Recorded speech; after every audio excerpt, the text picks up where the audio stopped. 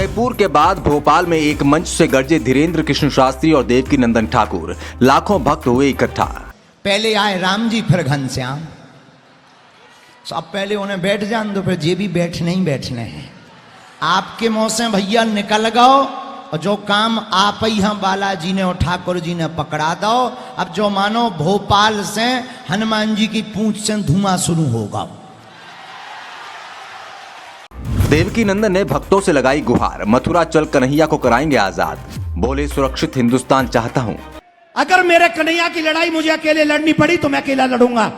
खुले मंच से बाबा का ऐलान, अयोध्या तो झांकी है, मथुरा काशी अभी बाकी है, जो साथ ना दे उसकी ठटरी। बहुत जल्दी जिस प्रकार राम जन्मभूमि बन गई सो कृष्ण बननी चाहिए। भारी बरसात में धीरेन्द्र शास्त्री को सुनने पहुंचे लाखों भक्त। भक्तों के सिर पर दिखी हिंदू राष्ट्र की दीवानगी। भोपाल में बागेश्वर सरकार के पागलों की गूंज। मथुरा में भगवान कृष्ण का मंदिर बनाने के लिए भैया के लिए प्रारंभ कर दो सब। भोपाल में कैसे गरजे धीरेन्द्र कृष्ण शास्त्री और देवकीनंदन ठाकुर, कैसे लोगों को मथुरा काशी की दिलाई शपथ। अब नई मुहिम के लिए की सनातन प्रेमियों से लगाई गुहार। देखिए सारी हकीकत इस रिपोर्ट में।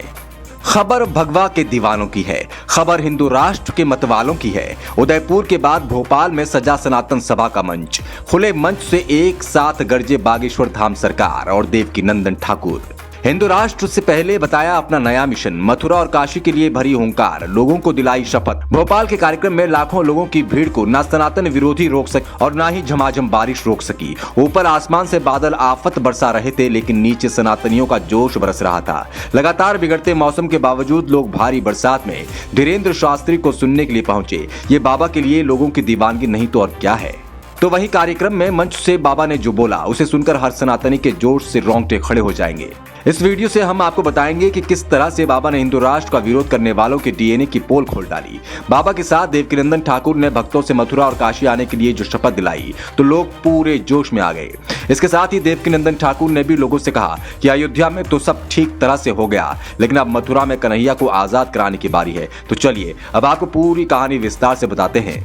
दरअसल भोपाल में कथावाचक देवकीनंदन ठाकुर की कथा चल रही थी।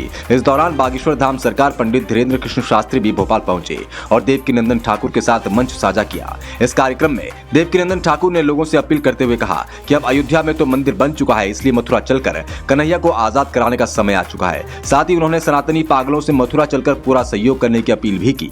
और कृष्ण जन्मभूमि के लिए एक बहुत बड़ा आंदोलन बहुत जल्दी ये बालक प्रारंभ करने जा रहा है। अगर आपको साथ देना हो तो आप देना, न देना हो तो मैं अकेला ही लड़ाई लड़ूंगा।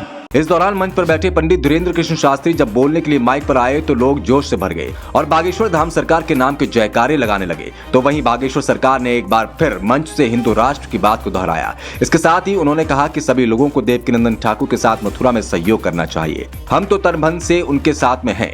तो वहीं जब बाबा बोल रहे थे उस दौरान लोग अलग ही अंदाज में जोश में सरोबार नजर आ रहे थे। हर तरफ लोगों के सर पर हिंदू राष्ट्र का जोश दिखाई दे रहा था।